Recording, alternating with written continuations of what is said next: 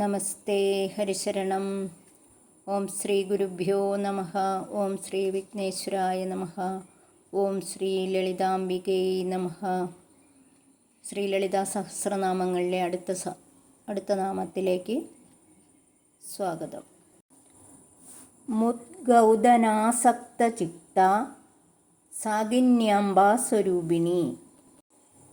ഇവിടെ സാഗിന്യാംബാ സ്വരൂപിണിയാണ് പറയുന്നത്. മുദ്ഗൗദനാസക്ത ചിത്ത, ഉഴുന്ന് പയർ തുടങ്ങിയ സാധനങ്ങൾ ചേർത്ത നിവേദ്യത്തിൽ പ്രീതയായിട്ടുള്ള ദേവി.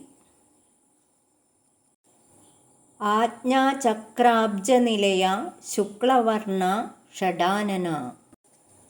നമ്മുടെ രണ്ട് പുരികങ്ങൾക്ക് നടുവിൽ ആജ്ഞാചക്രം, രണ്ടിതളുള്ള താമരയിൽ ആജ്ഞാചക്രത്തിൽ അധിവസിക്കുന്ന ദേവി.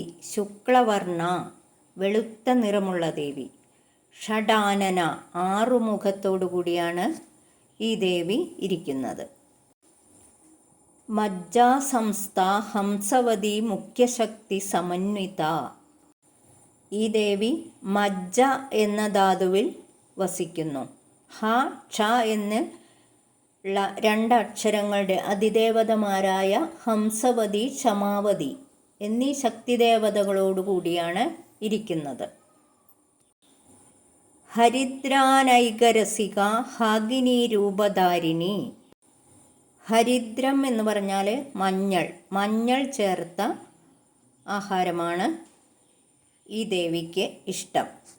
ആജ്ഞാചക്രത്തിൻ്റെ അധിദേവത ഹാഗിനി ദേവിയെ കുറിച്ചാണ് ഈ പറഞ്ഞിരിക്കുന്നത്. അടുത്തത് സഹസ്രദള പത്മസ്ഥ സർവവർണോപശോഭിത.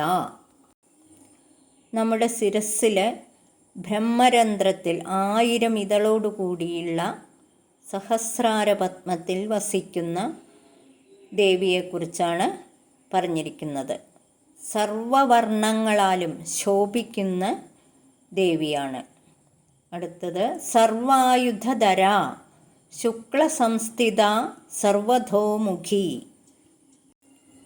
ഈ ദേവി ശുക്ലം എന്ന ധാതുവിൽ വസിക്കുന്നു.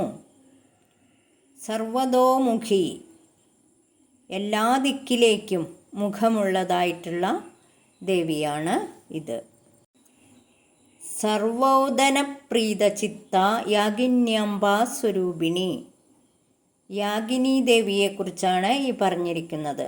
സർവോദനപ്രീതചിത്ത, എല്ലാ തരത്തിലുള്ള ആഹാരങ്ങളും ഇഷ്ടപ്പെടുന്ന ദേവിയാണിത്.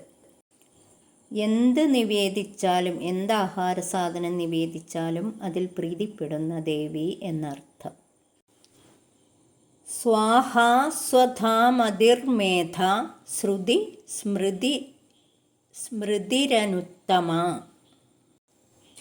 സ്വാഹ എന്ന് പറയുന്നത് ദേവപ്രീതിക്കായി വേണ്ടി യജ്ഞങ്ങളും യാഗങ്ങളും ഒക്കെ നടത്തുമ്പോൾ ഉപയോഗിക്കുന്ന വാക്കാണ് സ്വാഹ. അഗ്നിയിലേക്ക് ഹവിസർപ്പിക്കുമ്പോൾ ഉപയോഗിക്കുന്ന വാക്ക്. അങ്ങനെയുള്ള സ്വാഹ സ്വരൂപിണിയായിട്ടിരിക്കുന്ന ദേവി. പിന്നെ പിതൃപൂജയിൽ ഉപയോഗിക്കുന്ന വാക്കാണ് സ്വധ. അങ്ങനെയുള്ള വാക്രൂപിണിയായിട്ട് ഇരിക്കുന്നു ദേവി. അവിദ്യാസ്വരൂപത്തിൽ സഞ്ചരിക്കുന്ന ആളുകൾക്ക് അവിദ്യാസ്വരൂപിണിയായിട്ടും, വീണ്ടും വിജ്ഞാനത്തെ ആഗ്രഹിക്കുന്നവർക്ക് വിജ്ഞാനശക്തിയായിട്ടും ദേവി വർത്തിക്കുന്നു. മേധാസ്വരൂപിണി, ബുദ്ധി കൊടുക്കുന്ന ദേവിയായിട്ട്. ശ്രുതി, വേദസ്വരൂപിണിയായിട്ട് വർത്തിക്കുന്നു.